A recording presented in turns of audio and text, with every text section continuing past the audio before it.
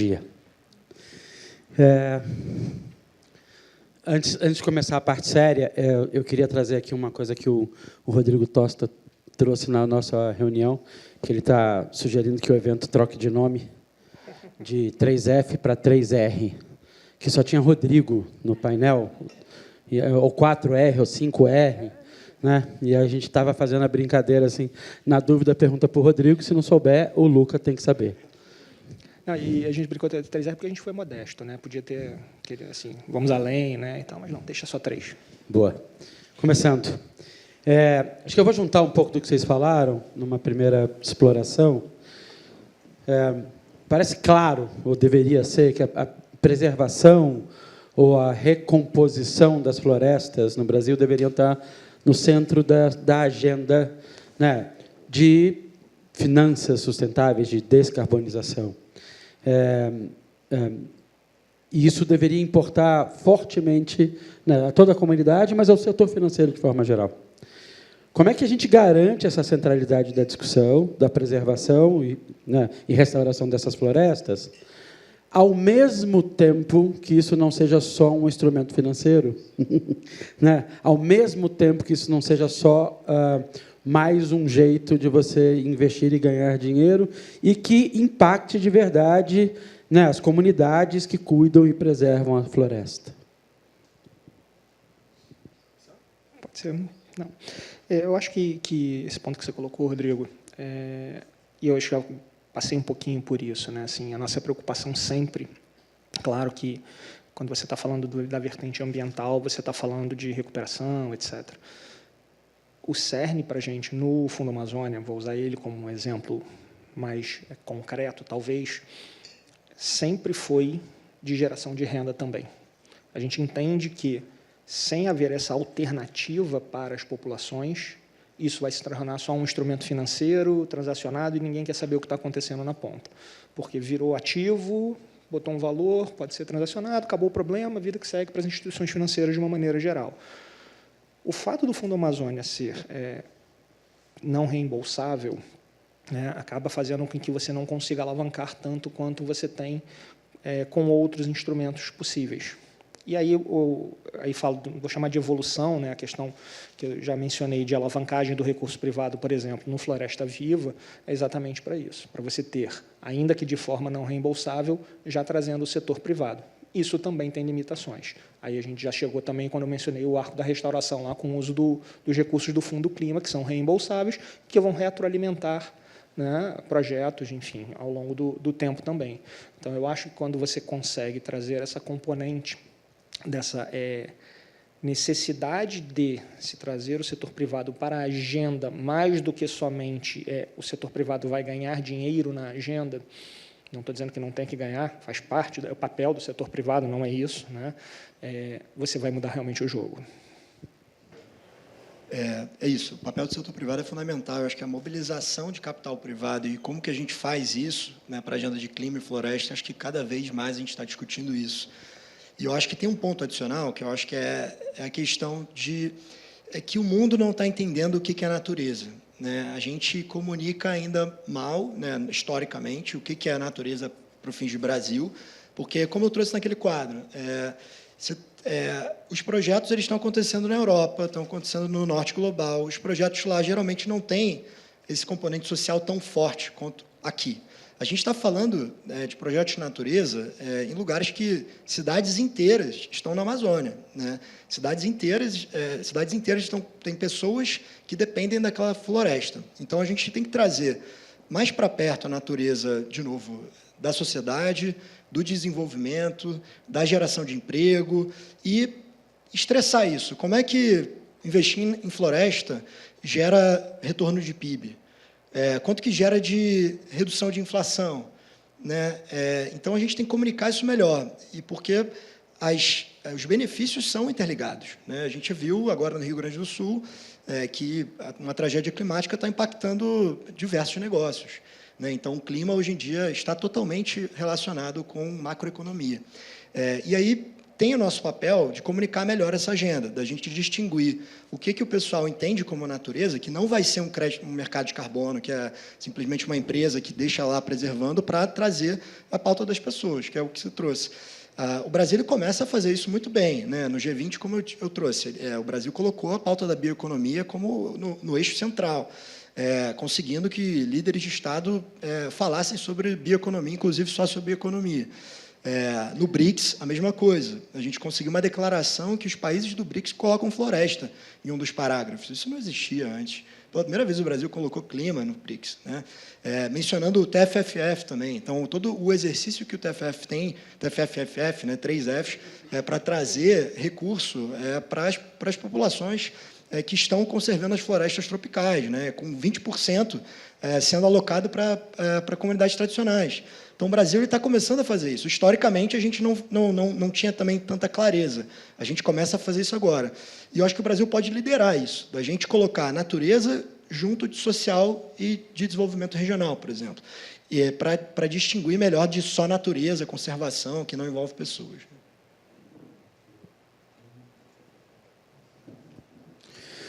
Ótimo.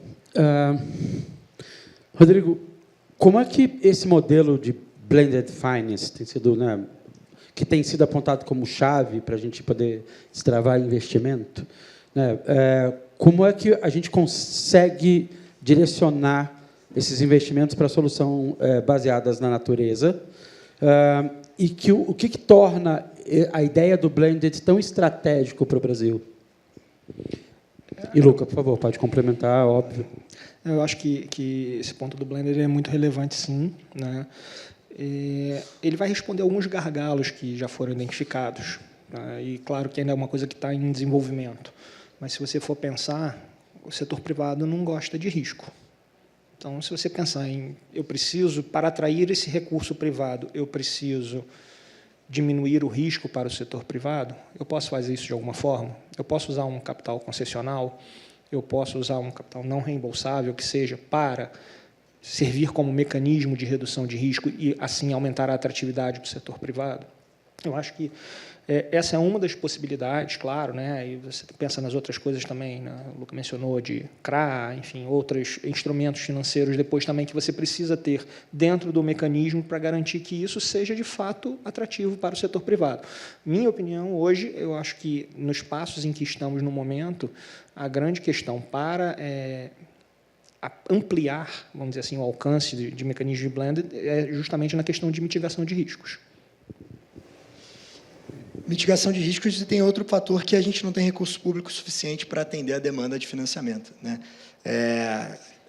A demanda é muito alta, a gente não tem dados atuais, mas tem dados do Fórum Econômico que diz que 300 bilhões para a agenda de floresta por ano que são necessários para financiar a floresta, né? Os projetos florestais. A gente não tem recurso público só para essa agenda, né? Então, a gente tem que usar o recurso público de forma estratégica, para que R$1 consiga alavancar 9, 10. Né? E a gente tem feito isso até bem. O EcoInvest é um exemplo bem sucedido. A gente teve, né, mês passado, a linha para agricultura regenerativa, que conseguiu alavancar 30 bilhões de reais para a agricultura regenerativa, que inclui também restauração florestal. Ou seja, recursos que estão sendo utilizados até do Fundo Clima, né, para conseguir alavancar recursos internacionais. E é importante também a gente trazer o contexto do blended, que não é só a questão, necessariamente, de você colocar para reduzir o risco na operação. Você tem vários tipos de blended hoje em dia, que é a assistência técnica que pode ser prestada dentro de um crédito, a compra, garantir a compra de longo prazo de uma commodity, como crédito de carbono, crédito de biodiversidade, ou produto da bioeconomia. A capacitação, né? Se a gente está falando de comunidade, de capacitação para aquela comunidade desempenhar ou apresentar um projeto para financiamento, né? Então, o blended ele tem várias formas, então ele é fundamental, e o Brasil tem tido bons exemplos disso, né? O EcoInvest é um caso, Floresta Viva, né? Agora com a segunda edição, que o BNDES vai colocar 100, né? E quer trazer mais 150 milhões. Né? A gente tem alguns subnacionais trabalhando com isso, então o blended é a agenda do momento. A gente vê até nos debates internacionais, o que é interessante trazer, quando a gente discute a reforma dos bancos multilaterais de desenvolvimento, né, do Banco Mundial, do BID, eles estão começando a ver que os recursos que eles têm não são suficientes para atender a demanda de financiamento global. Então, eles agora estão mudando para, além de o financiamento direto, mas colocando indicadores de que esses fundos eles vão ter que mobilizar capital privado. Então, métricas para que esses bancos consigam fazer o blending, né? Então, é interessante que a gente está discutindo aqui, mas nessa agenda da arquitetura financeira global, esse também é um tópico central. Que maravilha. Você estava falando de assistência técnica, estava aqui ontem na Natália do Fundo Vale falando exatamente sobre isso, né? Se você não consegue conectar, por exemplo, a assistência na ponta, né, você, em algum momento, pode, inclusive, estar complicando a vida das comunidades, entregando dinheiro e investimento pela falta de capacitação do modelo. E aí, vou fazer um destaque, a gente está com colaboração do Instituto Amazonas Mais 21, né, e a Facility de Investimentos, que essa é uma das centralidades da discussão, né? Parte desse dinheiro tem que ser para assistência técnica, para garantia da execução dos projetos. E Rodrigo, você falou um pouco do apetite ao risco da instituição privada, né? Essa é uma das discussões mais centrais quando a gente fala de desenhos de inovação, e não há finanças sustentáveis sem um desenho de inovação, claro, porque o modelo não está aqui, o modelo não está dado, né? Você não tem modelo econômico. Você fala com alguns economistas sobre... a gente falou de agricultura regenerativa, né? Fala com alguns economistas de economia regenerativa, eles falam assim, enquanto você não me trouxer um modelo, né, econômico, eu não sei nem do que você está falando, se você não tem a presença forte do Estado, né, você não tem a alavancagem necessária do tomador de risco, né? O risco coletivo, inclusive porque essa é uma questão coletiva global. Acho que essa é uma das centralidades da discussão, e por isso que é tão bom estar aqui no Banco Central, com os reguladores, discutindo essa visão um pouco maior.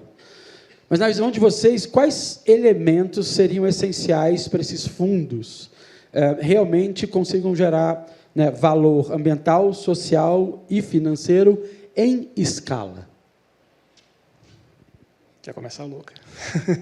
Bom, acho que você trouxe alguns pontos interessantes aqui em relação assim, eu acho que como que a gente consegue escalar esses mecanismos, como que a gente consegue capacitar os projetos para que esses projetos estejam prontos.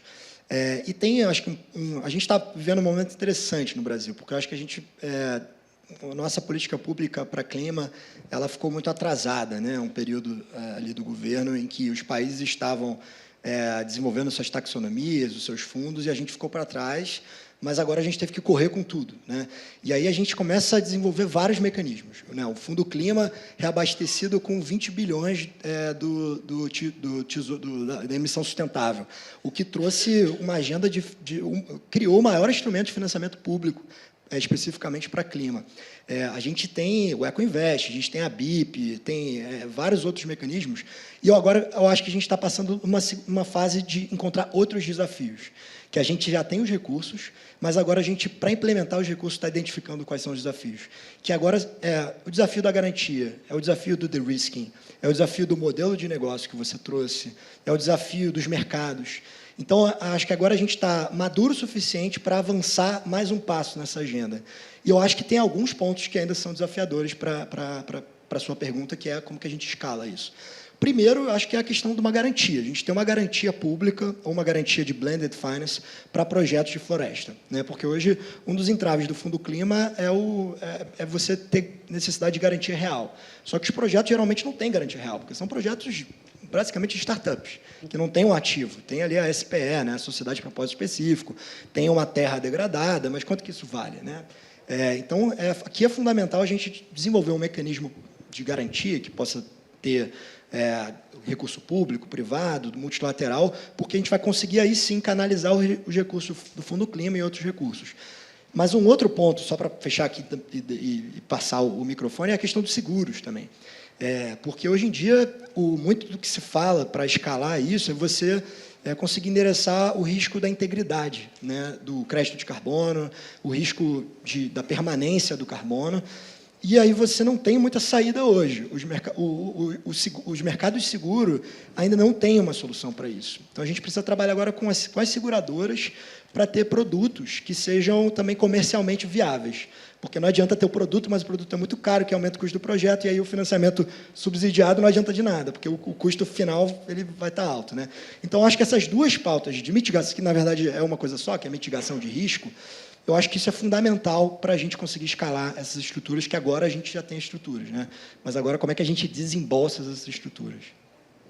Que bacana. Estava lembrando do primeiro 3F que a gente fez, por sinal, uma das ganhadoras do Lift Data, a Marta de Sá, ela e a equipe estavam discutindo uma ideia de seguro de transição de processo de produção biossustentável. Porque se você... Acho que essa é uma coisa super importante, né? E diga-se, por sinal, pegando o caminhonete, indo para o centro-oeste brasileiro, conversando com o produtor de soja. Né? E a resposta do produtor era, se eu tenho quebra de safra por mudança de técnica, o que acontece comigo? Quem segura, né, quem presta o serviço? E o produto não existe. Né? E aí, a tomada de decisão, mesmo para você que está inclinado, você falou de garantia, você falou de seguro, às vezes a gente tem esses entraves mesmo. Né? Rodrigo, volto para você. Quais são os elementos, como é que a gente destrava para a gente pensar na escala de impacto desses fundos? Então, acho que o Lucas já trouxe até um pouquinho disso, né? Assim, você falou a questão da garantia, por exemplo, do financiamento, né? A garantia pessoal, uma fiança bancária, que é caro, então você perde todo o benefício que você tem de um custo mais baixo conseguido, ou com fundo clima, ou algum outro instrumento que tenha um custo mais baixo, você acaba sendo, estou falando do empreendedor, né, sendo penalizado e pagar no final a mesma coisa, porque ele tem que ter uma fiança bancária que é muito cara, a gente sabe que é. Então, talvez um dos primeiros passos seja o mercado bancário, de uma maneira geral, entender que, claro, existe risco para o negócio, como todo negócio sempre existe risco, mas que ele tem que aprender, vamos dizer assim, a precificar melhor esse risco. E eu acho que esse início agora, né, e vai se ganhando mais tração, etc., e tendo um histórico também do que de fato vem acontecendo com as empresas do setor, você vai começar a ter uma redução do custo. E aí eu faço um rebatimento na questão, por exemplo, do seguro lá de transição. Né? Não tinha escutado essa expressão, mas ela também rebate para mim nisso. Você não tem histórico, a companhia de seguro não consegue precificar aquilo porque é muito novo. E, sendo muito novo, é arriscado. É arriscado, é caro para você fazer. Mas tem que haver um movimento, e aí eu acho que é um movimento nessa linha, vou voltar ao início da fala do blended, de você, ok, então eu seguro um first loss aqui para você. Tudo bem. Né? Eu tenho um capital aqui que está destinado a isso. Eu tenho um capital que eu destinei para assistência técnica, para mitigar o risco de quebra de safra por conta da troca da técnica. Por quê? Não, porque eu botei o cara ali ajudando ele full time a fazer isso da melhor forma possível. Então, eu acho que o blended ele entra compondo com esses elementos para, eu falo blended de uma maneira geral, para redução do risco para o empreendedor privado. E aí eu boto todos da cadeia, desde o seguro, o banco, enfim, qualquer dinheiro que não seja público, você traduzir isso em um mecanismo que mitigue esse risco. Várias vertentes possíveis. Só complementar, claro. Tem um outro ponto que é interessante, que é bom a gente sempre fazer o paralelo, né? A gente está tratando aqui de um setor novo, né? A gente teve esse mesmo desafio para destravar o setor de energia renovável, né? Em que você tinha poucos projetos de solar, poucos projetos de eólica, não tinha uma regulação, mas aí você veio com financiamento do BNDES atrativo, você conseguiu ter leilões específicos que geravam um contrato de compra e venda de energia elétrica de longo prazo e que isso garantia um fluxo de recebíveis perene e que poderia ser utilizado como garantia para o BNDES. A gente tem que usar a mesma lógica aqui. A gente está falando de um setor novo, né? É um setor que está ali à margem tecnológica, é um setor que está à margem de mercado. Então, como que a gente trabalha instrumentos de política pública para induzir a criação desse setor novo?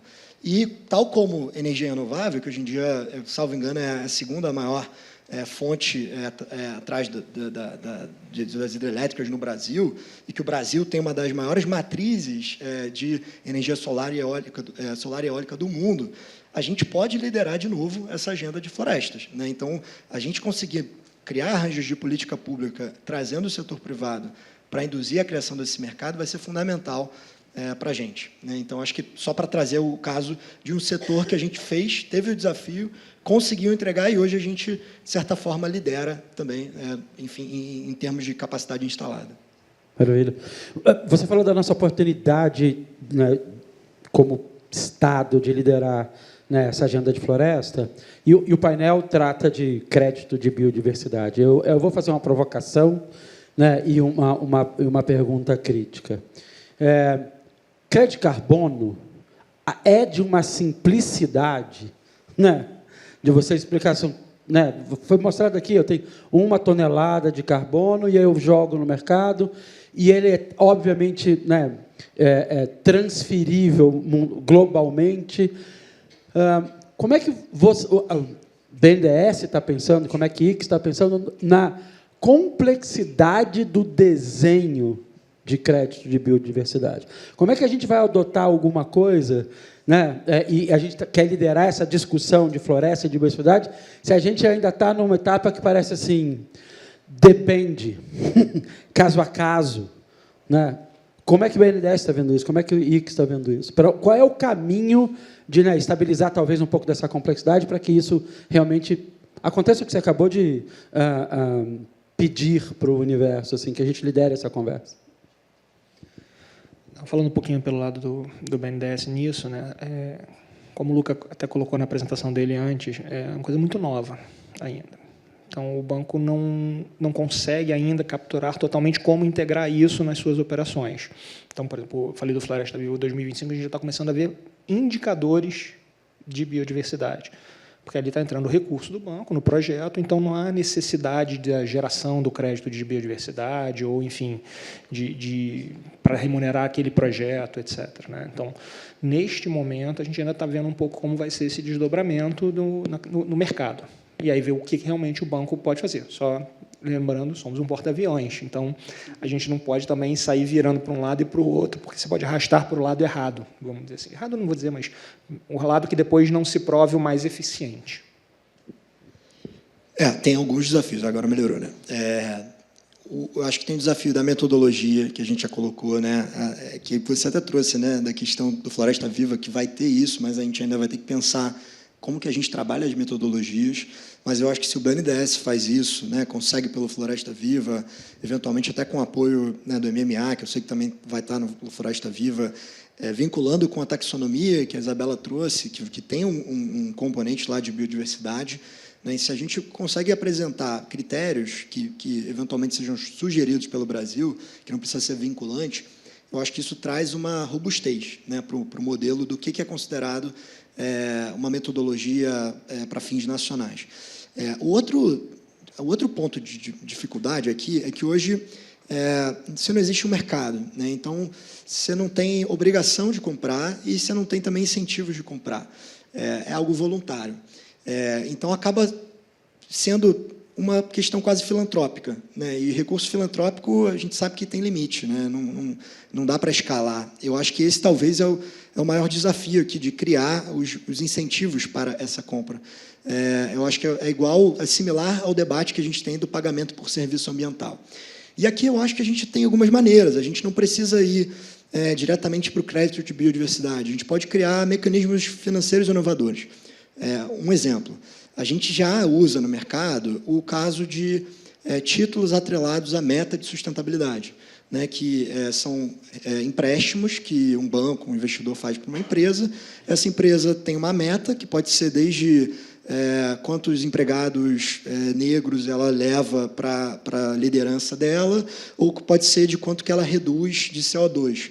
A gente pode começar a criar as operações vinculadas à biodiversidade. Quanto de biodiversidade aquela empresa consegue conservar ou que ela consegue promover, e aí tem uma redução da taxa de juros aplicável àquela transação. Isso a gente já faz para o social, a gente já faz para o clima. A gente pode começar a promover isso para a biodiversidade. Então, talvez esse seja um passo 1, né? Um instrumento que já é utilizado, uma debênture, um CRI, um CRA, uma operação de empréstimo, em que você coloca um componente de meta de biodiversidade. Na medida que isso for evoluindo, que isso passar a ser comum, o mercado se acostumar com a metodologia, aí você pode pensar, de fato, num mercado, eventualmente, como a Austrália criou, né? Acho que é um passo largo aqui para a gente, mas eu acho que existem maneiras anteriores que daria para a gente começar a induzir o mercado e também não só induzir de investimento, mas também de conhecimento, que eu acho que falta ainda a gente conhecer o que é biodiversidade, os benefícios ecossistêmicos, né? Eu acho que trazer essa questão do resultado de biodiversidade para a economia, para o clima, né? Eu acho que a gente também tem que fazer um vínculo mais claro dos benefícios. Eu acho só que o Luca falou uma expressão-chave, é o mercado, à medida que o mercado for entendendo. Eu acho que isso é chave neste momento, quando você fala em questão de créditos de biodiversidade, como inserir as métricas, etc. Eu acho que essa é uma expressão-chave. E nessa linha, qual deveria ser o papel do Estado, né, e de reguladores para que a gente tivesse essa construção desse mercado de biodiversidade? Se vocês pudessem... Imagina, se vocês pudessem falar com o Banco Central, por exemplo, para dar um exemplo, né? Qual o papel desses reguladores ou do Estado, de forma geral, na construção desse mercado? Posso começar, porque ele está Pode ser começando CVM todos. também, né? Lembra que é todo Eu acho mundo. que... Isso aí. Não, é isso. Acho que aqui não tem um roteiro para isso. É uma pergunta, é uma resposta que acho que a gente tem que pensar melhor, porque como é tudo muito novo, eu acho que o poder público também não pode ser muito mão dura, porque como é algo novo, a gente também não pode exigir o que a gente não sabe, né? Mas eu acho que tem um ponto interessante que são diretrizes, né? Eu acho que o mercado ele acaba fazendo isso. Tem as autorregulações, né? Eventualmente, a CVM, o Banco Central, e eu acho que vocês têm um papel fundamental, o Banco Central foi muito inovador na questão do disclosure atrelados à sustentabilidade, que isso poderia ser feito para a biodiversidade, não em caráter obrigatório, mas em caráter de instruções do que pode ser incluído nesse tipo de disclosure, né? A gente tem o TNFD, que é o aplicável para o TCFD, né, que hoje é o IFRS S1, S2, que trata de disclosure do setor privado e de bancos para clima e sustentabilidade. A gente tem a sua vertente de natureza, que é o TNFD. Eventualmente, incentivar uma adoção voluntária do TNFD pode ser um caminho, porque aí os bancos, as empresas, começam a mapear o que eles estão fazendo que podem prejudicar a biodiversidade, mas também o que eles estão fazendo de positivo. E eu acho que conhecimento é o primeiro ativo, né? Porque aí eles começam a inventariar o que eles estão fazendo e depois vão para o passo seguinte. Bom, eu tenho isso aqui como ativo, como é que eu monetizo isso? Né? Se eu já estou fazendo isso, se eu já estou trabalhando em prol da biodiversidade, é o que a gente falou antes. Como é que eu consigo agora criar um instrumento para eu monetizar e gerar uma receita com base nisso, né? Então, acho que o poder público ele pode ser um indutor, a gente ainda não tem tanta informação para se tornar obrigatório, mas eu acho que essas diretrizes mais abertas e voluntárias, elas são o caminho para gerar conhecimento. Não vou deixar mais o Luca falar na minha frente, não. Ele fala tudo. Não, brincadeiras à parte. Eu acho que tem uma questão, assim, você pensar governo, Estado em geral, na questão principalmente de você definir políticas públicas relacionadas, para usar a expressão que o Luca usou, de diretrizes, mas aí estou falando do ponto de vista do legislador, né, do regulador, do legislador. E a outra vertente que o Luca trouxe muito bem também, do TNFD, por exemplo, você começa a padronizar as coisas e você torna mais fácil para o mercado entender e comparar as suas alternativas. Quando você começa a comparar as suas alternativas, você começa a ver que tem gente que está fazendo um trabalho sério e tem gente que você olha e fala, ops, aqui eu tenho dúvida. Então, espera aí, eu vou botar meu dinheiro ali. Então, você começa a gerar um fluxo positivo para o setor a partir da facilidade de interpretação e comparação das informações. E aí, mais uma vez, né, a questão do conhecimento. à medida que você tem padronização, você começa a ver resultados concretos, as pessoas, o mercado, enfim, começam a conhecer melhor aquilo ali, e aí você começa a saber o que de fato é risco e o que não é risco em um determinado setor. Então, eu acho que o TNFD pode ser uma coisa interessante, realmente.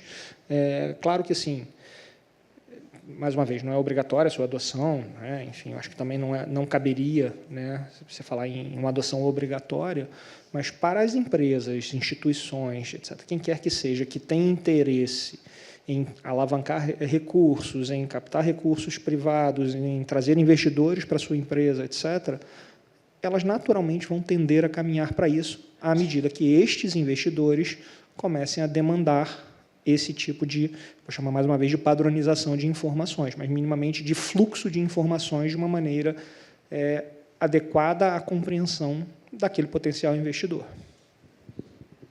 Perfeito. E vocês estão, acho que, numa visão de caminho, né? A gente tem um caminho longo pela frente e a gente está construindo isso conjuntamente. Mas se a gente olhar, talvez, os últimos 5 anos, o quanto vocês acham que a gente evoluiu em termos de volume, de estruturação e de governança desses instrumentos que ajudam a financiar, né, a conservação das florestas no Brasil? E tem alguns momentos-chave, vocês querem destacar? Eu acho que 5 anos é um horizonte muito interessante, né? Que se você pegar 5 anos atrás, a gente estava em plena pandemia. E eu me lembro muito bem de uma charge que ela era muito ilustrativa, não sei se vocês viram, se vão lembrar, etc., que era a questão das ondas, né? Vinha a primeira onda da mudança climática, aí vinha a segunda onda do Covid, e aí depois alguém falava, passamos por essa, aí vinha a terceira onda, que era biodiversidade. Então, eu acho que esses 5 anos trouxeram muito essa clareza da importância da questão da biodiversidade para o nosso futuro. Sim, e, claro, biodiversidade e clima estão muito interligados, né? Se você vai lá e restaura uma floresta, você está também, além de atuar para mitigar a mudança climática, você também está atuando para a recuperação de biodiversidade ou conservação de biodiversidade. Então, como as duas estão muito interligadas, era até curioso quem olhava e falava, opa, mas por que está falando só de clima? Talvez porque a métrica era simples. Talvez porque a métrica gerava um ativo transacionável. Né? Então, assim, tudo isso foram coisas que foram acontecendo e acho que nos últimos 5 anos, né, realmente as pessoas, a sociedade em geral, se deu conta da relevância da questão da biodiversidade para que você também atinja as outras metas. Bom, 5 anos a gente evoluiu muito. Eu acho que eu consigo dizer aqui que a gente montou o nosso arcabouço de finanças sustentáveis, né? A gente primeiro teve o plano de transformação ecológica, né, trazendo diretrizes econômicas do que deveria ser prioritário para o modelo de política pública brasileira. E aí, logo depois disso, a gente teve a emissão do primeiro título soberano sustentável no mercado internacional, que captou $1 bilhão, né, no mercado internacional e destravou o Fundo Clima. A gente estava com o Fundo Clima, né, antes de 5 anos parado, não tinha um recurso. Se você pegar o gráfico, você vê que os anos todos passaram, Fundo Clima vazio. Não tem gráfico. Não tem gráfico. E aí você vê um aumento vertiginoso no primeiro ano, enfim, logo depois da emissão de título sustentável. No ano seguinte, você teve a segunda emissão, de novo, de $1 bilhão. Então, isso foi utilizado para o Fundo Clima também, para atender vários setores. Aí você tem, além disso, o que eu já falei, a Plataforma Brasil para Investimentos Sustentáveis, que é uma plataforma criada numa discussão do G20, o que é fundamental porque ela traz na governança vários ministérios. Então, ela é liderada pelo Ministério da Fazenda, mas ela traz Ministério MIDIC, traz o MMA, traz Ministério de Minas e Energia para discutir quais são as prioridades de projeto no Brasil na área climática. E aí o Brasil passa a ter maior claridade do que ele tem que investir, para onde que os recursos têm que ir. E aí, para vender para o investidor internacional, fica mais fácil, porque a gente fala, olha, Banco Mundial, BID e investidores internacionais, esse é o portfólio de projetos prioritários para a minha agenda climática. Financie, nos ajude a financiar isso. Então, o Brasil criou essa plataforma, e essa plataforma hoje em dia está sendo modelo para outros países. teve o EcoInvest, que eu já mencionei, que é um grande instrumento de blended finance, que além de apoiar projeto, tem também o fator da inovação, porque ele está trabalhando riscos de moeda, né, que é um desafio que o Brasil tem há muito tempo. A gente está discutindo financiamento para a infraestrutura já há anos e a gente não consegue solucionar o problema do desafio cambial, né, que é atrair financiamento internacional, só que o custo do hedge cambial é tão alto que o financiamento internacional, que tende a ser mais barato, ele fica caro. E aí não faz sentido. Então, com o EcoInvest também está tendo esse tipo de mecanismo que vai subsidiar o currency risk, né? Você tem o plano clima, você tem uma série de instrumentos, a taxonomia. Ou seja, a gente criou o arcabouço de finanças sustentáveis. Agora a gente vai implementar, a gente vai para a fase da implementação, que agora a gente está mapeando mais desafios. Como é que a gente cria projeto? Como é que a gente desembolsa? Como é que a gente monitora? Como é que a gente entende quais são as informações? E, para mencionar também a CVM, né, a gente teve a aprovação do FRS S1, S2, então, eu acho que, salvo engano, ano que vem as empresas vão ser obrigadas a reportar informações de clima, e aí tem todo agora o aprendizado da gente conseguir ler essas informações e fazer toda a leitura conjunta, né, de cenário. Como é que a gente consegue ler, ver as oportunidades, ao mesmo tempo mitigar risco? Então, acho que a gente avançou consideravelmente nesses 5 anos, mas tem muito a avançar agora. Acho que os desafios agora são outros, né, para os próximos 5. Você me ajudou com a minha pergunta. Já falei do 5 para trás, vou falar do 5 para frente, e vou pegar o que a Isabela trouxe, né? Assim, a gente está comemorando, e o Thiago da Fenasvac fez essa lembrança. Nosso primeiro 3F, a gente estava falando assim, olha, começamos a discussão da taxonomia. Aí, ano passado, a gente estava assim, vai sair a taxonomia. Estamos no terceiro, falou assim, saiu! Né? Aí a gente fala, então, estamos aqui, ó, T0, mais 1, mais 2, mais 3, mais 4. E a Isabela dizendo, a gente acha que é ano, talvez não seja. Né? Porque a verdade é essa, né? A gente está nesse caminho. Então, jogou 5 para trás, vou jogar 5 para frente. Visão de futuro de 5 anos. Para...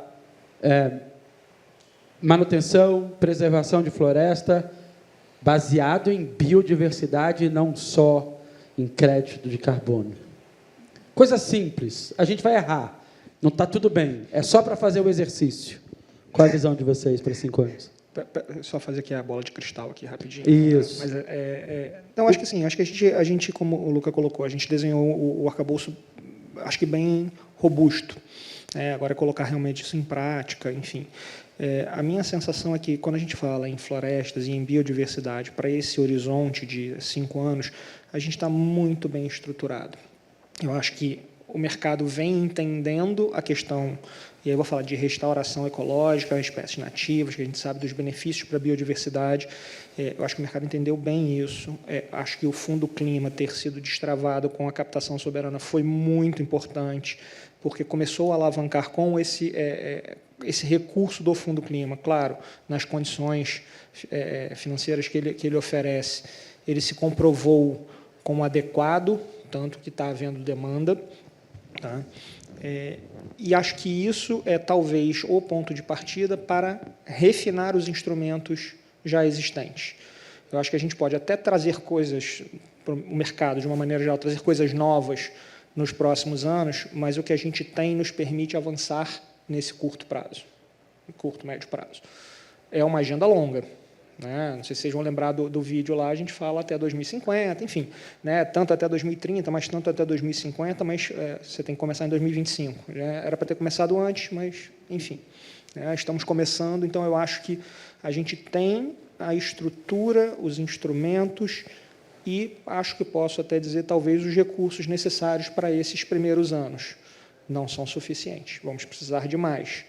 Por isso, os instrumentos têm que acompanhar essas necessidades também. Mas acho que temos um horizonte bem interessante, bem claro na nossa frente aí. Boa. Luca? Bom, interessante porque a gente está há 10 anos do Acordo de Paris. Né? A COP30 vai marcar 10 anos do Acordo de Paris. E aí a narrativa da COP é que a gente está abrindo agora a nova era, a era da implementação, né? Os próximos 10 anos. Eu acho que para a floresta vai ser igual. A gente está, como eu disse, a gente montou o arcabouço, agora vamos executar. Né? Eu acho que tem alguns desafios aqui. Eu acho que o primeiro é crédito para pequenas e médias empresas. Eu acho que isso é uma agenda fundamental. 80% das pequenas e médias, 80% das empresas são pequenas e médias, e aí quando você traz isso para a Amazônia, para projetos de floresta, é muito mais difícil o crédito chegar lá. Então, tem uma agenda de capacitação desses projetos, para que os projetos fiquem mais estruturados. Mas tem também uma agenda de canalização dos recursos, né, de trabalhar com os mecanismos para a intermediação desses recursos, para que o recurso chegue na ponta, chegue nos povos da floresta, chegue em quem está preservando a biodiversidade. Eu acho que esse é um ponto crucial, porque eu acho que, na questão do financiamento para as grandes empresas, o nosso arcabouço está bem robusto. Outro ponto é o de-risking, né? A gente tem que trabalhar essa agenda de garantias. A gente tem os recursos públicos, agora como é que a gente cria a mitigação de riscos? Tanto garantia per se, quanto na agenda de seguros. E eu acho que o último ponto aqui que eu quero trazer eu acho que é interligar um pouco as políticas. Por exemplo, como que a política como é que tá a taxonomia, ela vai estar atrelada às compras públicas? Como que a gente faz agora uma transversalidade do que a gente está criando, né? Eu acho que é fazer um exercício de que, onde, por exemplo, a taxonomia pode ir além do que só ser uma classificação e um inventário de informações. Como que isso pode ser útil para, por exemplo, a política de desenvolvimento regional que está sendo operacionalizada pelo Banco do Nordeste ou Banco da Amazônia, pode vincular a biodiversidade. Eu acho que tem agora esse desafio de entrelaçar essas políticas que a gente criou nesses últimos 5 anos, agora para a execução, né? E é interessante, porque demanda outro tipo de conhecimento. É o conhecimento de administração pública, é o conhecimento de economia, é o conhecimento de advocacia, é o conhecimento de estruturação financeira. Então, a gente está tendo a maturidade da agenda climática, ela também traz essa oportunidade de empregos também, né? Que a gente sai de uma agenda climática que majoritariamente criada por cientistas, por ambientalistas, e agora a gente tem que abraçar mais gente. A gente tem que abraçar o mercado financeiro, a gente tem que abraçar a economia, a gente tem que abraçar os economistas, os centros acadêmicos tecnológicos, né? Então, eu acho que tem uma grande perspectiva de conhecimento, né? E eu acho que isso tem que ser o pilar para a nossa economia, para as nossas faculdades, para a nossa educação. Perfeito. Eu acho que se a gente pode contribuir um pouco, no caso a federação, nessa visão de 5 anos, um dos projetos que a gente tem hoje no ecossistema do LIFT é um ativo do mundo real verde, né? E a grande discussão hoje para a gente é como é que você garante que esses ativos realmente estejam disponíveis para o mercado global, né? E aí a gente está falando no caso CPR verde, mas para falar de crédito de carbono, para falar de crédito de biodiversidade, custa nada. Mas para a gente a grande discussão é como é que a gente garante esse processo, que, né, você tenha a transparência, a rastreabilidade, a integralidade, né, da oferta daquele ativo, sendo de uma transparência onde você possa, qualquer pessoa, qualquer fundo no mundo possa acessar e ficar interessado no que a gente tem. E essa é uma visão de 5 anos. Essa é uma visão que a gente, na harmonização regulatória, né, o que a gente diz que é a nossa taxonomia e que na Europa vai aceitar, né, a Ásia vai aceitar de forma geral, as grandes regiões, acho que essa é uma discussão longa também, e a gente está tentando contribuir, quem sabe, no 3F 2030, a gente, né, fale com saudades dessa época, dizendo que a gente fez essa construção. Só tenho a agradecer mais uma vez, por favor, salva de palma, Luca e Rodrigo. Obrigado pelo tempo de vocês. Obrigado.